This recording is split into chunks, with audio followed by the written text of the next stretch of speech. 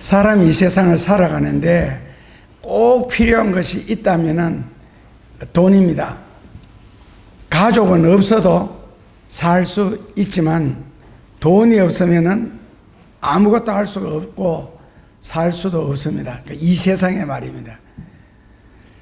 세상을 움직이는 모든 힘은 돈이다. 러셀이란 말입니다. 돈이 있어야 삶의 모든 문제가 해결됩니다. 마찬가지로 하나님이 세상에서 역사하시는 방법은 사람의 협조 없이는 아무것도 하나님도 하실 수가 없습니다.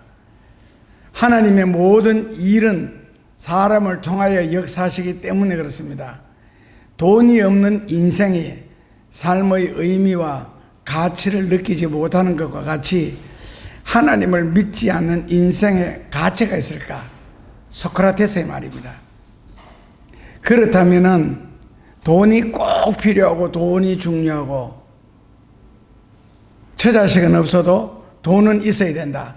그렇다면 돈이 스스로 생각하기를 내가 없이는 사람들은 아무것도 할 수가 없다고 생각을 할 수 있겠지만, 그러나 사람이 돈을 쓰지 돈이 사람을 쓰는 것은 아닙니다. 돈이 중요하고 돈이 꼭 필요한 것은 사실이지만 그러나 돈이 사람을 쓰지는 않습니다. 돈은 다만 사람에게 소속되어 있을 뿐입니다. 근데 이제 돈이 그렇게 생각하도록 만드는 것이, 지금은 돈이 사람에게 소속되어 있는 것이 아니고 사람이 돈에 소속되어 있습니다. 그래서 창세기 1장 28절에서 하나님은 미리 너는 세상에서 모든 것을 다스리라, 지배하라, 정복하라, 충만하라까지 있으면 더 좋고요. 그랬지 그 매여 살고 눌려 살고 그러지 말아야 했습니다. 사람이 생각하기를 반대로 내가 순종하지 않고 내가 움직이지 않고 내가 헌신하지 않으면은 하나님은 아무것도 하실 수가 없다라고 생각하겠지만은 실제로 하나님이 사람을 쓰시는 것이지 사람이 하나님을 쓰는 것이 아닙니다. 제가 지금 시대에 1원짜리 5원짜리 동전을 구할 수 있겠느냐 했을 때 잘 없지요. 장사하는 집에나 뭐 1원짜리 따지는 곳에는 그 통 안에 들었더라고 있기는. 근데 1원짜리는 없죠. 다 사람이 돈을 쓸 때에 1,000원짜리 쓸 때가 있고 10,000원짜리 쓸 때가 있습니다. 또 큰 단위를 쓸 때도 있고요. 시내 버스 타면서 100만원짜리 수표 내놓는 사람 없을 거고 시장 가면서 1,000만원짜리 수표를 안 들고 다닐 겁니다.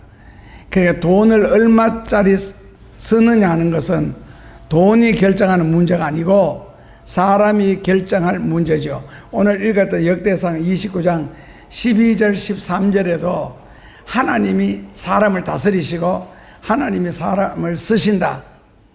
그럴 때에 12절에 부와 귀가 주께로 말미암고 또 주는 만유의 주제가 되사 손에서 권세와 능력이 있사오니 어떤 자를 모든 자를 크게 하신과 어떤 자를 모든 자를 강하게 하신과 어떤 자를 모든 자를 주의 손에 있다.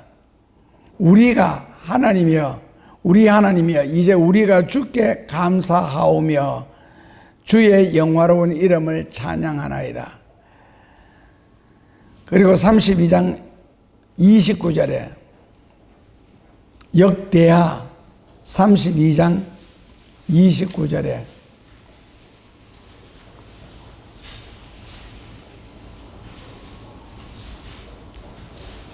같이 읽어보시면은 양떼와 많은 소떼를 위하여 성들을 세웠으니 이는 하나님이 저희에게 재산을 심히 많이 주셨으며, 성경에 자주 나오는 단어죠. 하나님이 사람에게 누구에게 뭐뭐를 많이 주셨다, 뭐뭐를 크게 하셨다, 뭐뭐를 강하게 하셨다, 이런 식으로요.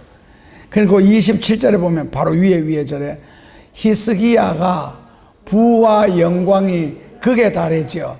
은금과 보석과 향품과 방패 온갖 보배로운 그릇들을 위하여서 창고를 세울 정도로, 그 밑에도 계속 그런 축복이 연결되는데, 그래 결국에는 하나님이 히스기야에게 큰 복을 주사 사용하셨다. 그리고 범사에 형통하게 하셨다. 그리고 히스기야 왕을 쓰셨다. 여기서 히스기야가 한 일이 뭡니까? 히스기야가 한 일.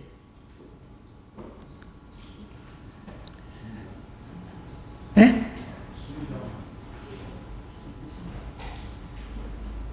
히스기야가 한 일이 뭐죠?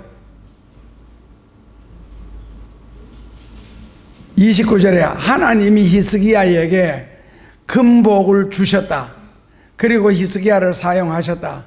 그리고 범사를 형통케 함으로 하나님이 히스기야를 들어 쓰셨다. 히스기야가 한 일은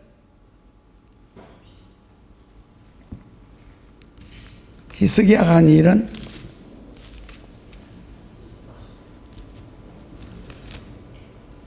히스기야가 한 일이 뭐가 있어요 거기요? 아무것도 없구만은. 근데 거기서 히스기야가 하나님 앞에 할 말은 모든 것이 주께 왔기 때문에 하나님 감사합니다. 그 말을 할 수가 있습니다.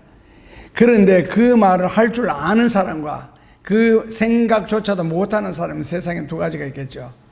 모든 것은 하나님이 주셨다, 하나님이 쓰셨다, 하나님이 형통케 하셨다, 하나님이 다스리셨다, 인도하셨다. 거기에 대해서 하나님 감사합니다 하는 사람이 있고 모르고 사는 사람이 있죠. 그 영혼이 살아있는 사람은 반드시 하나님 감사합니다라는 말을 하고 살게 되어 있습니다. 그러니까 히스기야가 할 수 있는 일이 아무것도 없고, 이걸 신학적으로 말하면 전적인 하나님의 은혜, 전적인 하나님의 축복, 이것을 발견하는 것이 신앙인의 자세라는 겁니다. 사도행전 19장 11절 12절에도 보면은 하나님이 사도 바울을 쓰실 때에 어떻게 쓰셨어요? 하나님이 바울에게 희한한 능력을 주사 손수건만 지나가도 병이 낫게 하시고, 그림자만 지나가도 병이 낫게 하시고, 때로는 하나님이 사람들의 사회적인 지위를 통해서 쓰시는 경우도 있습니다. 그러니까 하나님이 바울에게 희한한 능력을 주셔서 손수건만 지나가도, 그림자만 지나가도 병이 낫더라. 하나님이 그렇게 하셨다. 하나님이 쓰셨다는 거죠. 바울의 손수건에 뭐 이상한 능력이 붙은 것도 아니고 귀신이 붙은 것도 아니고 바울이 지나가는 그림자에 뭔가 있는 것도 아니고, 그렇게 될 때에 하나님이 쓰셨다. 그래서 성경적으로 좀 극적으로 나간다면은 사람이 할 수 있는 것이 아무것도 없다는 겁니다. 돈이 할 수 있는 게 뭡니까? 그럼 돈은 뭐라고 그래요? 내가 할 수 없는 일이 세상에 뭐가 있느냐? 하지만은 사람이 돈을 쓸 때에 돈이 할 수 있는 말이고, 사람이 돈을 버려버리거나 외면하거나 포기해버리면은 돈은 할 수 있는 일이 아무것도 없다는 겁니다. 그러니까 사람이 돈을 잘 사용할 때 돈이 모든 것을 다 하는 것처럼 생각되지만은, 그러나 돈은 아무것도 아니다. 조그만 뜻만 깨달으면 철학적으로 아무것도 아닌 그것이 무언가 되는 것처럼 생각하는 거. 하나님이 사람을 버려버리고 하나님이 사람을 외면하고 하나님이 사람을 쓰시지 않는다면 인간은 아무것도 아니다. 아무것도 아닌 인간이 마치 뭐가 된 것처럼 나선다 떠든다. 이것은 돈과 똑같이 생각하는 것과 마찬가지입니다. 오히려 큰 착각을 하는 것이죠.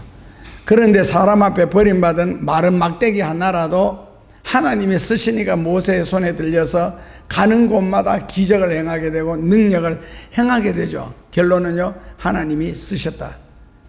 그러니까 하나님이 외면하셔버리면은, 옛날에 어릴 때 들은 말인데, 나무가 못생긴 것은 화목이라도 할 수 있고, 걸레는 아무리 시커멓고 막 다 떨어지고 다 빨아서 사용할 수 있지만은, 인간 못돼 먹은 것은 진짜 쓸데가 없다 하는 말을 많이 듣고 자랐습니다. 어른들이 하시는 말씀이죠. 인간이 못된 것은 쓸데가 없다는 것. 그러니까 하나님이 쓰시지 않으면은 아무것도 아닌 존재, 그냥 와가지고 밥이나 축 내다가 마지막에 죽어버리는 그런 하잘것없는 그래서 성경적으로 말하면은 욥 같은 의인은 자기를 구데기만도 못한 욥, 요즘 말로 바꾸면은 바퀴벌레만도 못한 인간, 이렇게 되는 겁니다. 그러니까 사람 속에 들어있는 고귀한 영혼이라는 가치를 깨닫지 못하면은 구더기와 바퀴벌레가 차라리 안 낫겠나. 그런데 여기에서 이제 사람이 할 수 있는 일은 무엇이냐? 돈처럼 아무것도 할 수 있는 일이 없다는 겁니다. 그 사람이 돈을 쓰니까 돈도 사람도 큰 소리 치는 것 같이 느껴질 뿐인데, 하나님이 사람을 쓰셨다. 그 대신에 손에 히스기야처럼 들려서 쓰셨다는 거죠. 범사에 그에게 큰 복을 주시고, 그리고 양떼 소떼를 위해 성읍을 지을 정도로, 그 금은 보화를 위하여서 창고를 지을 정도로 하나님이 주셨고 하나님이 쓰셨다. 그것을 깨닫는 것, 하나님이 내가 건강을 주셨고 하나님이 내가 삶의 지혜를 주셨고, 이걸 깨닫는 것이 하나님 감사합니다 라는 단어로 귀결이 됩니다. 그러니까 돈이 사람에게 자랑하거나 까불 수 없듯이 인간도 하나님 앞에서 교만하거나 자랑할 수 있는 것이 아무것도 없습니다. 다만 하나님의 눈은 역대하 16장 9절에 있는 것처럼 하나님의 눈이 온 세상을 돌아다니시면서 혹시 내가 들었을 사람이 있는지 찾는다 그랬습니다. 그러니까 하나님이 사람을 찾는다는 거죠. 인간적으로 말하면 원래는 사람이 신을 찾아가야 되는데 성경에는 그 반대죠. 하나님이 사람을 찾으러 다니시는 거. 이게 이제 자연 종교와 계시 종교의 차이점이죠. 자연 종교 그러면 뭐 불교, 유교, 도교 이 모든 종교들은 인간이 신을 찾으러 다니는 거거든요. 그런데 이제 계시 종교는, 기독교 이런 경우에는 하나님이 사람을 찾으러 다니시는 것. 그러니까 역대하 16장 9절에서 어떤 사람을 찾느냐, 혹시나 저 사람을 하나님이 내가 쓸 수 있겠느냐, 물건을 찾겠죠. 백화점이나 뭐 시장 바닥에 가면은 수많은 옷들이 걸려 있어도 그걸 다 내가 뭐 사는 것도 아니고 입는 것도 아니잖아요. 그 중에서도 내게 맞는 옷을 찾아서 싸겠지요.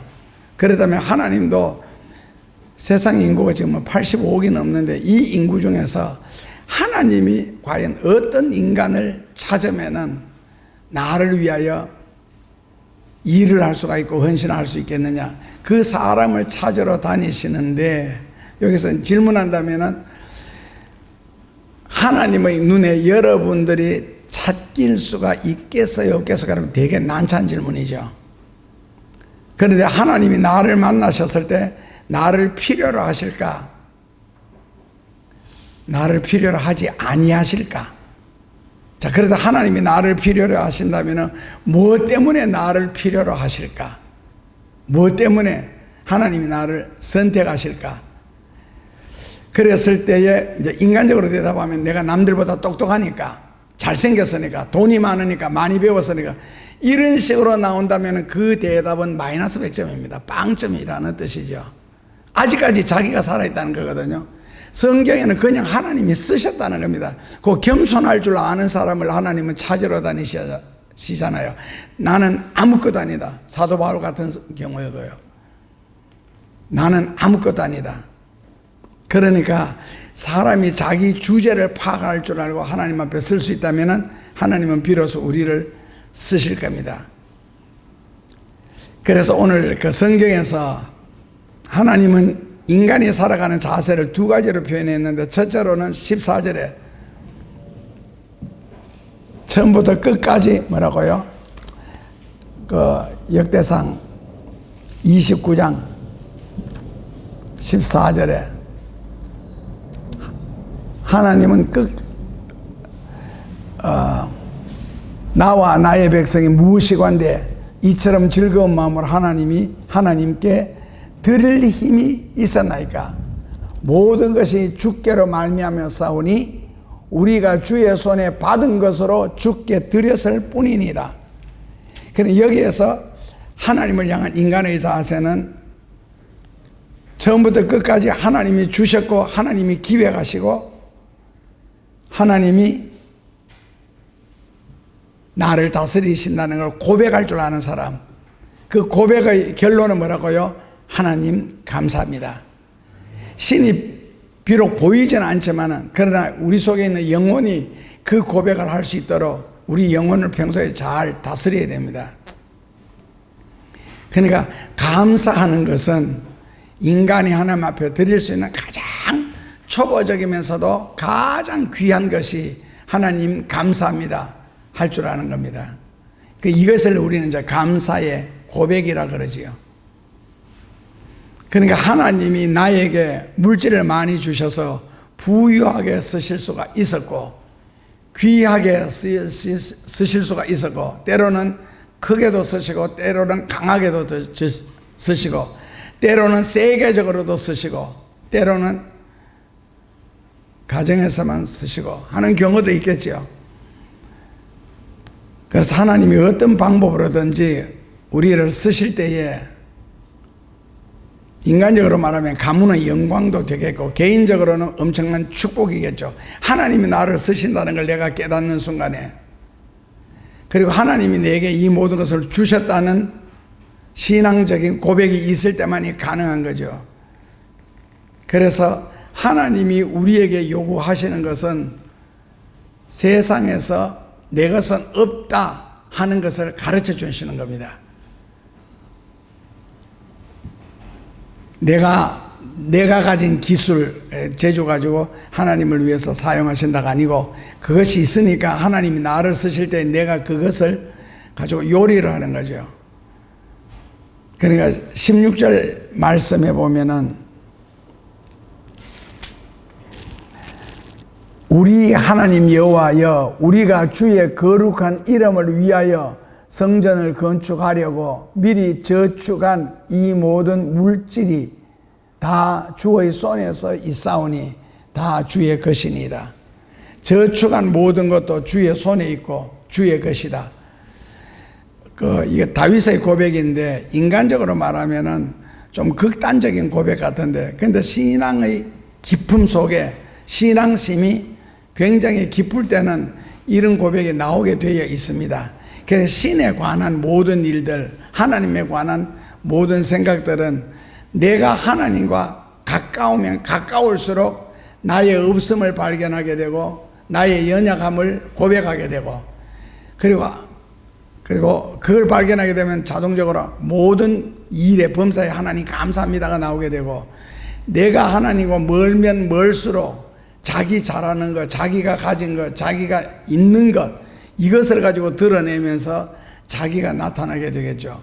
그것은 그만큼 하나님과 멀리 떨어져 있다 그러는 뜻이고, 하나님과 가까이 갈수록 나는 죄인이다 그러는 걸 발견하고 아무것도 아닌데 남들이 볼 때는, 그런데도 그걸 죄의식을 크게 느끼면서 하나님 앞에 회개하는 사람은 그만큼 하나님과 가까이 간 사람이고, 하나님과 멀수록 죄를 지어도 그것까지 뭐 그래, 남들이 이보다 더 큰 죄 짓고도 사는데, 이거는 하나님과 그만큼 원수져 있다는 뜻입니다. 그러니까 내가 하나님과 가까이 가느냐 하나님께 멀리 떨어져 있느냐, 그 모든 판단은 영원히 하겠죠. 그래서 내가 모아놓은 것까지, 저축해 놓은 것까지 주를 위하여 쓰여질 수 있다 하는 것을 내가 하나님 앞에 감사할 따름이니다. 모든 것은 주의 손에 있사오니. 그러니까 역시 다윗이죠. 멋있잖아요, 신앙 고백이. 그런데 하나님이 나를 쓰실 때 때로는 이제 인간적인 교만이 한 번씩 나타날 때가 있거든요.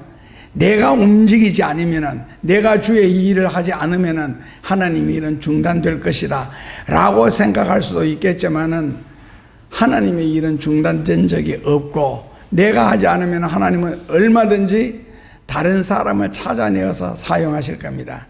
그런 신앙적인 생각으로 이게 바르게 살아야 된다. 그런데 교만해지면 하나님은 겸손한 사람을 이미 찾아 나서시는 거고요. 그러니까 하나님은 누구를 통하여 역사하시든지 간에, 누구에게 얼마나 큰 은혜나 축복을 주시든지 간에, 성경적으로 말하면 갈라디아서 1장 24절, 하나님께서 내게 주셔서 내가 주님을 위하여 사용할 수 있다는 이것이 영광이라는 겁니다.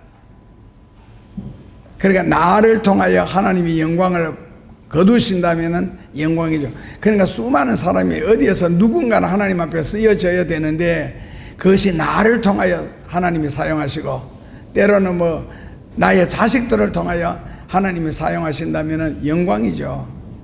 그러니까 남이 잘 되는 것도 귀하고 성경적으로 축복할 일인데 그런데 더 욕심을 부린다면 그 하나님께 영광 돌리는 일에 내가 쓰여졌으면 얼마나 좋겠느냐.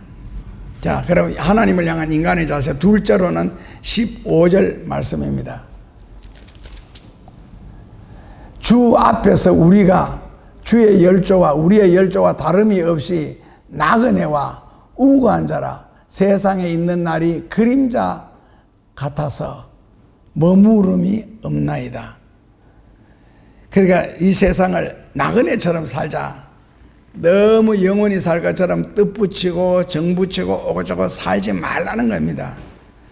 근데 돈이 있고 건강하니까 세상이 좋고 세상이 다인 줄 알고 살다가 막상 떠날 때에 롯의 처처럼 세상에 남겨둔 것이 아까워서 미련을 갖다가 결국 그 자리에서 한 번 더 죽임을 당하는, 애굽에 가서 총리 대신하면서 온갖 것을 다 누렸지만은 마지막에 애굽에 떠날 때는 그냥 관 하나 속에 담겨 나왔습니다.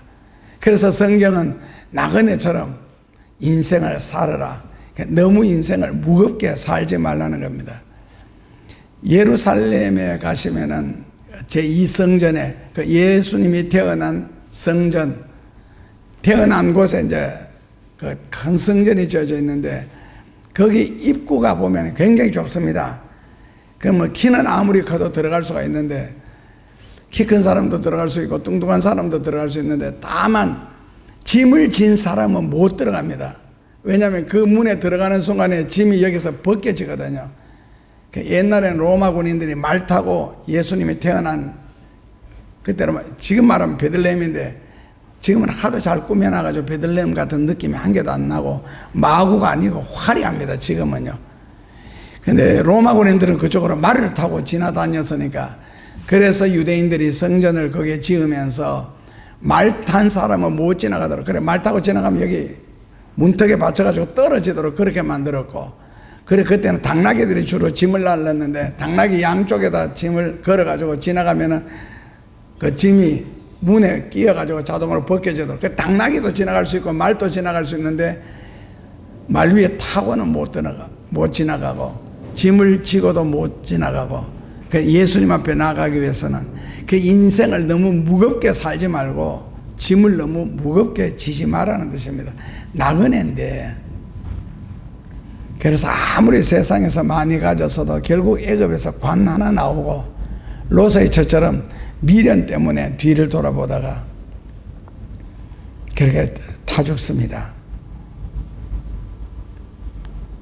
그러니까 너무 세상에 희망을 두고 살다 보면 어느 순간에 실망할 수 있고 낙심할 일이 크게 생길 수가 있다. 그러니까 하나님으로부터 버림을 받게 되고, 그렇지 않다면 하나님이 주셔서 감사합니다. 세상에 사는 동안 내가 잘 주의 영광을 위하여 사용하겠습니다. 하나님 감사합니다. 이 고백이 참된 신앙인의 고백이 아닌가. 나그네처럼 산다고 생각을 하고 세상을 좀 가볍게 살라는 그런 의미겠죠. 무겁게 산다고 해서 무거운 인생도 아니더라고요. 오히려 빠지더라고요. 내가 돈에 대해서, 권세에 대해서 너무 애착을 갖다 보면은 그 애착이 가득하게 되는 날 하나님에서부터 내가 중요하다고 생각하는 건강, 물질, 돈, 명예도 다 잃고 결국 모든 것을 다 포기하고 하나님만이 나를 살릴 수가 있습니다 하는 독한 고백을 하게 될 날이 올 겁니다. 하나님 나를 살려주시옵소서. 하나님만이 나를 살릴 수가 있습니다. 그런 기도를 할 때가 온다고요. 그런 기도를 하지 않기 위해서 좀 가볍게 살면 좋겠습니다. 그리고 하나님이 그것을 누리고, 누리는 것만큼이나 하나님 감사합니다, 이 신앙 고백도 잊지 않았으면 좋겠습니다. 하나님의 영광을 고민하고 하나님 나라를 고민하고 주의 성전을 더 귀하게 생각하고 살다 보면은 하나님은 그런 사람을 더 귀하게, 더 부하게, 더 크게, 더 강하게 들어 쓰실 수 있지 않느냐. 어렸을 때에 신명기 28장 2절을 보면서 하나님의 말씀을 순종하면 세계 모든 민족 위에 뛰어나게 하실 것이요, 시골에 살면서 그런 성경을 내가 읽었을 때에 제가 깨달아졌겠어요. 그 초등학교 때인데.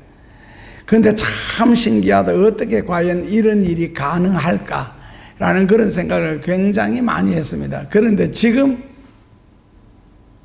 나이가 되고 보니까 그동안의 세계 한 70개국을, 그러니까 2차 세계대전이 끝나고 난 뒤에 독립한 나라가 140개국 되고, 그 2차 세계대전 일어나기 전에 이 세상에 독립되어 있는 나라가 70나라 정도 되거든요. 결국 내가 세상을 다 다녔다는 거 아니에요. 그것도 내 돈 주고 다닌 것도 아니고, 강의하러 가고, 가서 큰 소리 치고, 가서 인사받고, 대접받고. 그래, 시골에 살면서 산꼭대기에 올라가서 아무것도 모르고, 집 앞에 있는 산, 뛰어 올라가서 기도하고, 막 이랬을 때, 글쎄, 불가능했던 성경 말씀이 시간이 지나고 나니, 아, 이런 식으로도 이루어지는구나. 그러니까 하나님이 우리를 세계적으로 쓰신다, 땅끝까지 쓰신다. 그 결코 허황된 말씀이 아니고, 말씀에 순종하고 살다 보니, 나도 모르는 사이에 그렇게 되더라는 겁니다. 알고 되는 것이 아니고요. 그러니까 지금 생각해 보면, 아, 하나님이 그렇게 쓰셨다. 그때는 뭐 버스나 기차보다도 비행기를 훨씬 많이 탔으니까, 그때는 뭐 30대 후반이죠. 그때 걔도 40대 이럴 때 속으로 생각하기를 김포 공항이 왜 이래 좁지라는 생각을 한 적도 있었고요. 돈이라 그러는 것은 어른이든 아이든 바보든 학자든 마약범이든 성직자든지 간에 다 필요로 하는데, 전도서 7장 13절에 보면은 돈도 나름대로 사람을 보호한다. 그래서 돈이 없이는 살 수 없다는 이야기를, 인생의 허물을 강조하는 전도서에 오히려 이런 말씀이 나오거든요. 강도들도 돈은 자기를 보호한다고 생각을 하고요, 성직자들도 돈은 범사에 유익하다 하는 고백을 합니다. 그러므로 돈이 필요하지 않는 사람은 없습니다. 그리고 돈의 액수만큼 나름대로 사명이 있고 쓰이는 곳이 각각 다르겠지요. 세상에 하나님이 만들어 놓으신 것 중에 필요 없는 것이 하나도 없다.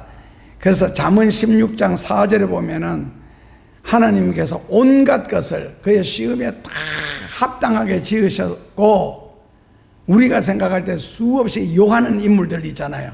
그 악인들도 심판날에 하나님의 심판의 재료로 사용하기 위해서 지으셨다라고 해놨습니다. 그러니까 굉장히 불행하겠죠. 그래서 사무엘하 3장 39절에 보면은 악은 반드시 악인을 찾아내어 악으로 갚는다. 저는 그 구절 읽으면서 깜짝 놀랐습니다. 악은 반드시 그 악의 주인을 찾아내어서 악으로 갚는다. 그 얼마나 무서운 말씀입니까? 그러니까 하나님이 세상에 필요 없이 지은 것은 아무것도 없다는 뜻입니다. 그러니까 길에 버려진 돌 하나라도 이유 없이 뜻없이 목적 없이 만들어지지 아니하였다. 그렇다면 여러분들은 우리 입장에서 나는 하나님이 어디에 쓰시려고 나를 만들으셨을까? 앞으로 나를 통하여 하나님이 무슨 일을 하고 싶으실까? 어떻게 나를 사용하실까? 히스기야처럼 많은 물질을 주어서, 금은 보화를 주어서, 아니면 왕이 되게 해주셔서, 형통하게 해주셔서 하나님이 쓰셨더라. 그렇게 되면 참 좋겠는데, 히스기야도 그렇게 했는데 히스기야 이름을 빼버리고 여러분 이름을 집어넣으면 간단한데, 문제는 근데 히스기야라는 어떤 물건이 있잖아요. 그 사람이 가진 중심, 다윗이 가진 그 중심이 우리 속에 있다면 성경에 나오는 다윗 이름을 빼고 여러분들 이름 넣으면 됩니다. 히스기야 이름 빼고 내 이름 넣으면 되고요, 아브라함 이름 빼고 내 이름 넣으면 됩니다. 내가 아브라함처럼 하나님을 믿을 수 있다면, 다윗처럼 하나님을 사랑할 수 있다면, 그러면 하나님은 다윗을 쓰셨듯이 우리를 똑같이 그렇게 쓰실 거고, 히스기야를 쓰시듯이 하나님 우리를 쓰실 겁니다. 다만 그 사람과 내가 다른 것이 있다면은 사상일 거예요. 중심, 마음. 오늘 오순절 강림 주간인데, 오순절 전에 그 제자들이 있잖아요. 오순절을 겪은 제자들은 뭐가 달라졌어요? 머리카락이 갑자기 뭐 까맣게 되었어요. 키가 갑자기 커졌어요. 갑자기 똑똑해지기를 했어요. 그러니까 오순절 성령의 체험이라는 것은 이전도 이후도 사람들은 그대로 있었습니다. 뭐가 달라졌어요? 예? 예? 머리카락 숱이 달라졌어요. 똑같습니다. 딱 달라진 곳이 한 군데 있네요. 영혼. 그 속에 성령이 들어갔다는 겁니다. 그러니까 베드로라는 사람, 야곱이라는 사람은 그대로 있는데, 이 그대로 있는 그 사람 속에 성령이 들어갔다. 제가 만화를 너무 많이 봐서 그런지, 만화 같은 걸 보면 사람이 죽을 때에 머리에 이렇게 그 뭐라 그러나, 둥근 거 있잖아요. 예? 그게 딱 돌면서 그 다음에는 갑자기 등에 날개가 달리면서 쑥 빠져나가죠. 그것을 로마서 성경에서는 속사람이라고 그랬습니다. 그래서 사람은 이 껍데기 사람, 속사람이 있고 영혼이 중심이 된 속사람이 있는데, 그 속사람이 이제 얼마나 변하느냐. 그러니까 결국 변한 것은 하나도 없는데, 그 속사람이 자기 중심에서 하나님 중심으로 바뀌더라는 거죠.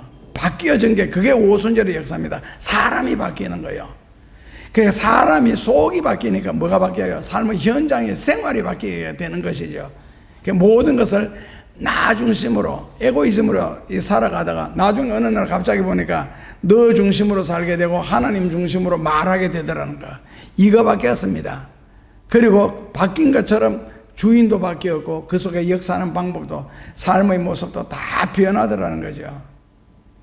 그래서 오순절 마가 다락방의 역사에 있어서 불이 혀같이 갈라지고 성경에 막 그래 나오는데, 불이 혀같이 달라지면 안 그래도 오늘 28도 되게 따뜻한 날씨에 불이 혀같이 한번 지나, 아이고 우리 다 탑니다 여기서 지금. 그러니까 오히려 성령의 불이 임하지 않는 것이 감사하고, 그러면 뭐가 감사해야 돼? 성령의 물이 임하여야지. 지금은 생수 같은. 그래서 하나님을 겪어야 되고 하나님을 경험해야 되고, 그게 우리 속 사람의 중요성이거든요. 그래서 로마서 8장 5절에서 9절에 보면은 겉사람과 속사람, 그러니까 영혼이 하나님을 찾는 것, 이 세상을 살아가려고 애쓰는 모습과 겉사람, 육신이 세상을 살려고 하고 세상을 살아가는 모습이 완전히 반대로 기록되어 있는 거 있잖아요. 영혼은 선하게 살고 싶고 하나님을 찾고 싶고 믿음으로 살고 싶고, 육신은 쾌락을 즐기고 돈을 쓰고 싶고, 이제 이런 식으로 쫙 갈리게 되는 겁니다. 그래서 이 둘은 서로 원수라 그랬죠.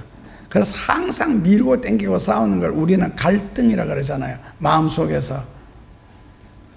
그래서 평소에 성경 말씀을 얼마나 가슴에 담고 찬송을 부르고 기도하면서 믿음으로 살려고 애쓰느냐에 따라서 속 사람이 건강해지겠죠. 그러면 속 사람이 힘이 세가지고 자기가 원하는 대로 사람을 끌고 다니겠죠.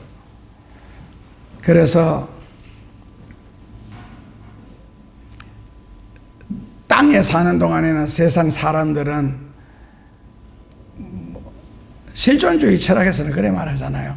신도 인간이 만들어내는 거, 사람의 필요에 의해서 신이 만들어내는 거, 실제로 역사적으로 보면 이런 사건들이 굉장히 많거든요. 신이라는 존재를 만들어내는 거. 그러니까 성경에도 출애굽을 했을 때, 나중에 바깥 나왔을 때 광야에서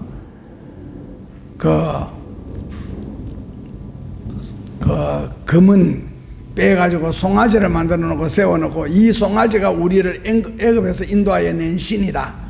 이게 이제 사람이 필요에 의해서 만들어진 신 있잖아요. 아니, 그럼 우리나라는 역사적으로 보면 막연하게 하나님 쳐다보면서, 하늘 쳐다보면서 도와달라고 이제 비는. 그래서 사람들이 하나님이 필요치 않고, 다만 지금 하나님이 필요하니까 나를 잠깐 도와달라는 건데, 하나님이 하나님의 나라에 어떤 부분에서 필요해가지고 나를 부르셨을까? 1,000원짜리, 5만원짜리 지폐마다 쓰이는 용도가 다르듯이 하나님은 과연 나를 얼마짜리로 사용하실까? 그렇다면은 하나님이 넓게 크게 쓰시려고 하면은 히스기야의 왕처럼 모든 범사를 형통케 하면서 축복하시겠지요. 손에 쥐인 거 있어야 하나님 앞에 쓰여질 거 아니에요. 가슴에 사모하는 게 있어야 하나님이 들어오셔서 역사하실 거고. 그래서 오늘 우리가 읽었던 본문 성경에는 4가지가 나오죠. 어떤 이에게는 하나님이 귀하게 쓰셨고, 어떤 사람은 부하게 쓰셨고, 어떤 사람은 크게 쓰셨고, 어떤 사람은 강하게 쓰셨다. 그렇지 않다면은 어떤 이들은 마당새처럼 쓰셨고, 어떤 이들은 무수리처럼 쓰셨다. 그러면은 나는, 여러분들은요, 무수리입니까? 마당새입니까? 무수리하고 마당새 중에 누가 높을 것 같아요? 누가 더 높아요? 누가 명령을 하면 쩔쩔 매겠어요? 무수리, 마당새. 예, 무수리가 한 급 위입니다. 내가 이거 방글라데시에서 가서 방글라데시 유니온 다카 연합신학대학에서 강의를 했는데, 거기서 인간적으로는 실망을 많이 했고, 그 풍습을 알고 나니까 그래야 된다. 그러니까 무수리가 이게 주인이 없을 때, 성에서 안 계실 때 마루에 딱 앉아가지고 그거는 말할 때 고개를 안 움직입니다. 눈빛도 안 들어가면 입으로만 물 가져와. 가만히 있어. 나중에 선교사님이 그러시더라고. 무수리한테 가져와. 그래서 야, 이 선교사로 왔는데, 섬기러 왔는데 이건 너무 심하지 않는 생각했더니 선교사님이 그러면 안 된대. 내가 벌떡 일어나가지고 뭐 가지러 다닌다. 이 몸을 움직이는 것은 사람이 가볍다는 뜻이거든요. 가치가 없다는 뜻이에요. 그래서 그렇게 말로만 딱 권위를 배우고 해야 설교를 하든 뭐를 하든 말이 먹혀 들어가는데, 내가 몸이 가벼워가지고 움직이죠. 그럼 내가 어떤 설교를 하고 진리를 전할지라도 듣지를 않는답니다. 사람이 가벼우니까. 그래서 그건 어쩔 수 없이 그렇게 해야 된답니다. 그렇다면은 하나님이 사람을 쓰시는 기준은 어디에다 두고 쓰실까? 부하게 쓰든 귀하게 쓰든 크게 쓰든 강하게 쓰든 무수리로 쓰든 마당새로 쓰든 기준을 어디에다 두고 하나님이 사람을 쓰실까? 이거 다 아시면 되는데, 오늘 핵심인데, 하나님이 나를 위해 세상에 내보내셨으면, 보낸 것까지는 내가 태어난 것도 아닌데 나를 부르셨을까? 예수님을 믿게 하시고 교회를 다니게 하실까? 부터 시작을 해서 하나님이 나를 얼마짜리로 사용하실까? 그 다음에는 하나님이 사람을 쓰는 기준. 왜 어떤 사람은 무수리밖에 안 되는데 어떤 사람은 공주 역할을 안 한다는 거죠. 톨스토이 문학에서 나오는 것처럼. 그렇다면 하나님의 사람을 쓰시는 기준이 무엇일까? 어차피 우리는 하나님을 볼 수도 없고, 하나님은 모든 것을 아시고 과거, 미래, 현재 가운데 역사하시는데, 여러분들이 한번 생각해 보실래요? 하나님이 사람을 쓰는 기준, 여러분들도 마찬가지고 나도 마찬가지고, 하나님이 무엇 가지고 어떤 사람은 귀하게 쓰시고 어떤 사람은 부하게 쓰시겠어요?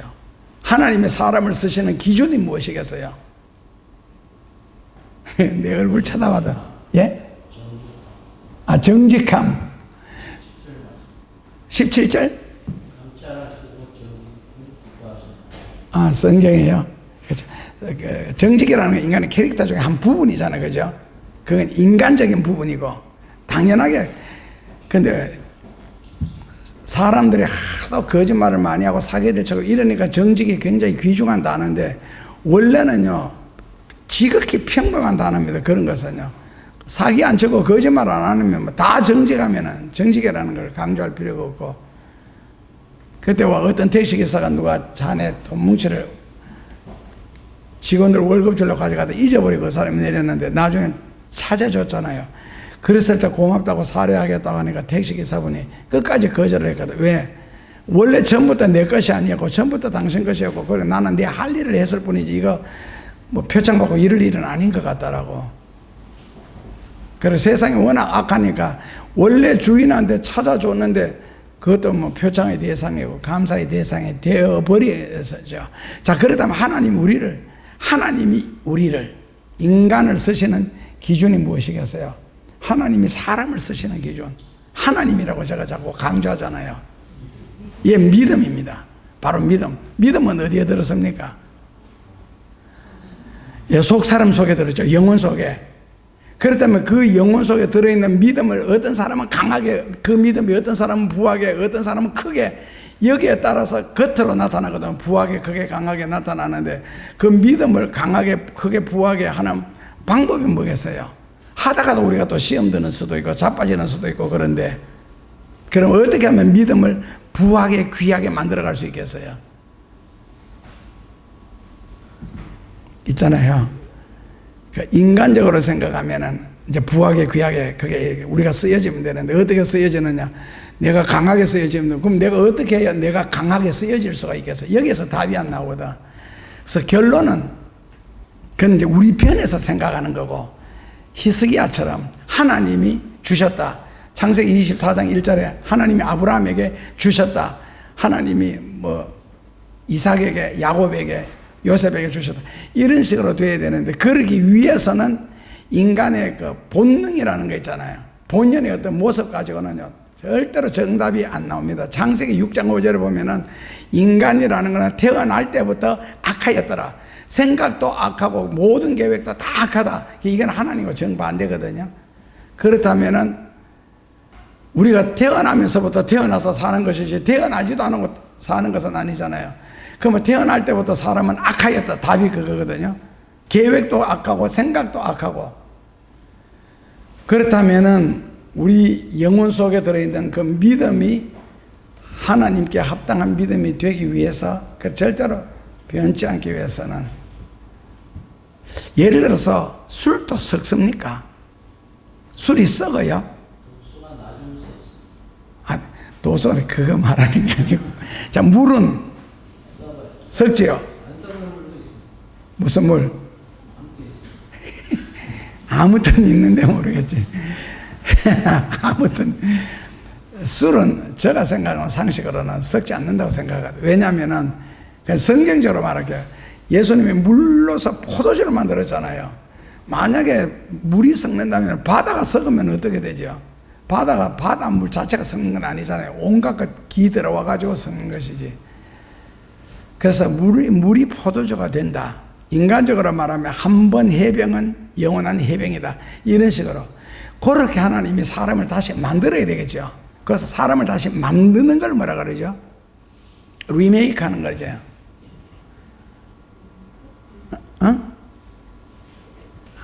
다시 만들어야, 이 악함 속에서 다시 선한 것을 넣어가지고 생각하는 것도 선하고 행동하는 것도 선하고 모든 것을 선하게 바르게 하도록 하기 위해서 사람을 다시 만들어야 하나님이 쓰실 수가 있거든요. 그 만드는 게 뭐예요? Rebirth 혹은 from heaven. 다시 우리말로 바꾸면은 사람을 리메이크 해야 되죠. 무엇으로?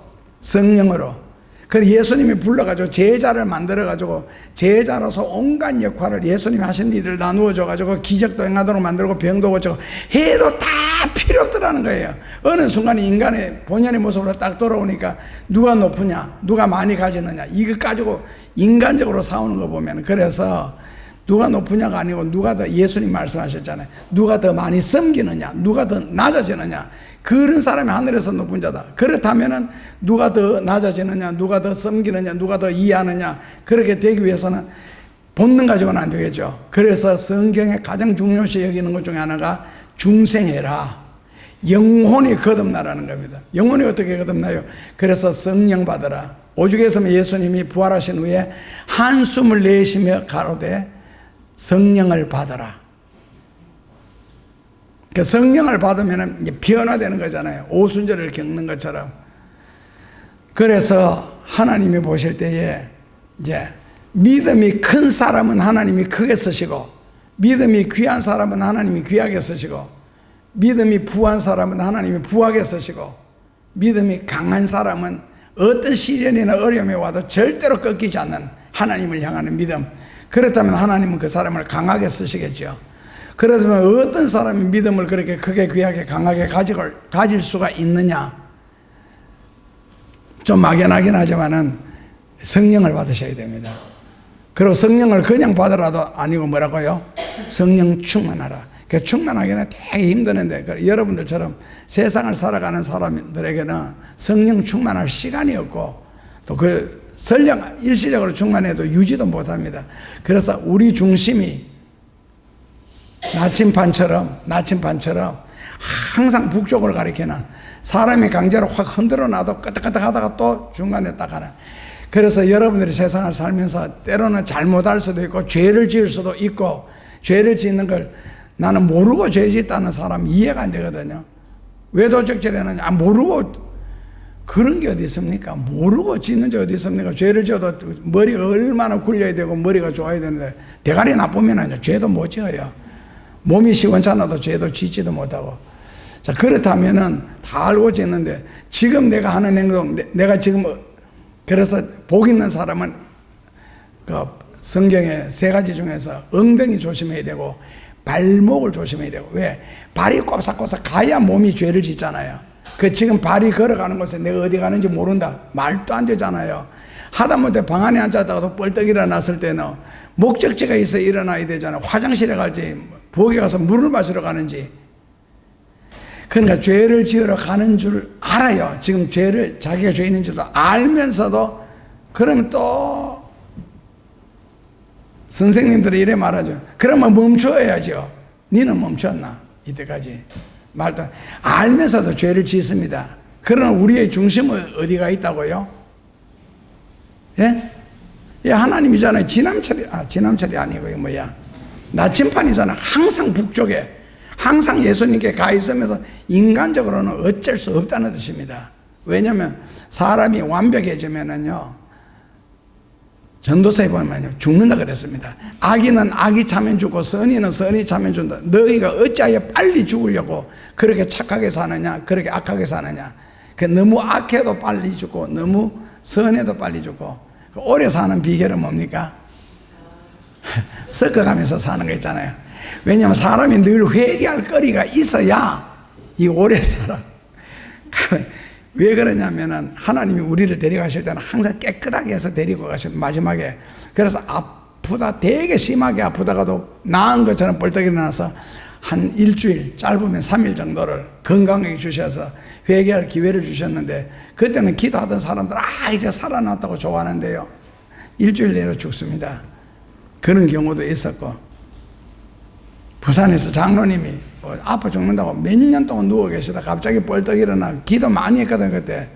그래서 우리 성도들의 기도로 장로님이 살아나셨다 했는데, 그 장로님의 딸이 권사님인데 전화 왔어요. 아버지, 목사님 기도해 주셔서 감사합니다 그러길래 일주일 내로 죽습니다. 이거 지금 건강 회복하셔가지고 온데 다 다니고 그런데요, 죽습니다. 일주일 후에 전화 왔죠. 죽었다고. 왜냐하면 영적인 원리라는 게 있잖아요. 그래서 그저 우리는 늘 그 나침반이 그 참 좋은 말이네. 항상 죄를 지어도 마음은 어디가 있다? 길은 멀어도, 이거 스페인 영화인데, 마음만은 내가 니한테가 있다, 거기 있다 하는 거. 그러니까 인간이기 때문에. 그런데 죄를 지은데 죄에 푹 빠져가 죄를 지으면 그건 진짜 죄인이 되는 거고, 죄를 지으면서도 마음속으로는 그걸 뭐까지 가요? 나를 위하여, 이 죄를 위하여 십자가에 예수님이 달려 돌아가시기까지 하셨는데 하면서도 죄를 짓는다니까요. 그런 생각을 해야 또 용서를 받을 수가 있는 거고. 그러니까 완전히 빠지지만 않으면 됩니다. 그러면 좋은 일 하면서는요, 좋은 일 하고 나면 기분 되게 좋잖아요. 하나님이 그만큼 기뻐하시기 때문에 그렇거든요. 그래서 속 사람이 기뻐하는 게 얼굴로 나타나잖아요.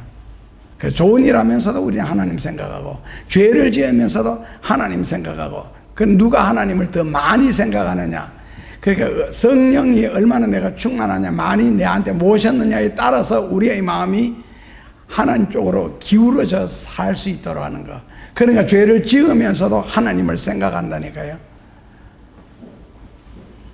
그래서 하나님은 우리의 믿음을 보고 우리를 사용하십니다. 그게 다른 말로 바꾸면은 우리의 중심을 보고 하나님은 우리를 사용하시는데, 우리의 중심 속에는 영혼이 들었습니다. 결국 영혼이 성령으로 말미암아 거듭나고 하나님을 향하게 된다면은 인생의 가치와 진리의 가치, 이 모든 것을 깨달았을 때는 옷값을 깨뜨려 예수님께 드린 여인처럼 자기 소유로 주님을 섬겼더라. 그리고 수잔나, 안나 같은 여인들처럼 예수님과 그 제자들을 따라다니면서 섬겼더라. 왜? 진리의 가치를 발견했으니까. 결론을 내린다면, 시장을 갈 때에 빈손 들고 시장 가면은요, 집에 올 때 빈손 들고 와야지. 요즘 아이들한테는 이 말이 안 통합니다. 카드 가져가면 되잖아요. 이래버리니까. 뜻으로 이해하면 되는데, 빈손 들고 시장 가면은 시장 가서 갖고 싶은 거, 사고 싶은 거 아무리 많아도 빈손으로 돌아오는 겁니다. 하나님께 받고 싶은 것도 많고 갖고 싶은 것도 많지만은 항상 빈손입니다. 왜? 믿음이 빈손이니까요. 우리의 중심이 하나님을 담고 있지는 못하니까. 왜? 그 속에 돈, 걱정, 근심 이런 게 너무 꽉 차가지고 예수님이 우리 마음속에 들어오실 수가 없게 되었습니다. 그래서 뭐 공중 나는 새를 보라, 어떻게 먹고 사는지 보라, 아무리 말해도 그게 귀에 안 들어옵니다. 그 진리가 귀에 들어오질 않죠. 그런 것이 너무 꽉 막혀가지고. 그래서 나중에 깨닫게 되면은 보물을 왜 하늘에 사두라 했을까? 왜 불의한 재물을 가지고 친구를 사귀라, 한 영혼을 얻으라고 했을까? 그것이 이제 깨달을 날이 오겠죠. 하나님께 드려놓은 헌신, 하나님께 드려놓은 수고, 하나님께 드려놓은 기도, 섬김, 봉사는 절대로 없어지지 않습니다. 지금까지 수없이 드려놓은 기도가 하나도 안 이루어졌는데, 하나도 안 이루어졌으면 앞으로 다 이루어질 날이 남았겠죠. 이제는요. 지금까지 안 이루어졌다면 앞으로는 이루어지겠죠. 기도가 없어지는 것이 아니잖아요. 그렇기 때문에 억울한 일은 세상에 없습니다. 다만 지금까지 안 이루어졌을 뿐이지, 하나님이 나를 어디에다 쓰시려고 나를 부르셨을까? 그리고 내가 움직여야 할 삶의 현장, 장소는 과연 어딜까? 거기서 하나님이 내게 무엇을 요구하실까? 그것을 발견하고 인생을 값지게, 복되게 살아갈 수는 없을까? 낭비하지 않고 살 수는 없을까? 그러니까 여러분들 스스로가 속사람이 하나님의 은혜를 깨닫고 하나님의 계획을 스스로 고민하고 설교를 듣다 깨닫든지 기도하다 깨닫든지 찬송 부르다가 깨닫든지 상관없이 꼭 여러분들 자신에게는 하나님은 축복이 되고 하나님께는 영광이 되는 삶을 살 수 있기를 주님 이름으로 축원합니다. 예수님 감사합니다. 우리의 모습을 돌아볼 수 있었고 하나님을 찾을 수 있도록 해주셔서 감사합니다. 내 힘으로는 온전한 신앙생활하기 어려우니 주님 성령을 주시옵소서. 저희들의 영혼이 거듭나게 하소서. 가치 있는 사람으로 바뀌어지게 하시고 변화된 사람이 되게 하여 주옵소서. 그래야 항상 하나님을 찬양하는 자리, 하나님께 감사하는 자리 바로 저희들이 있게 하여 주옵소서. 감사합니다. 예수님 이름으로 기도합니다.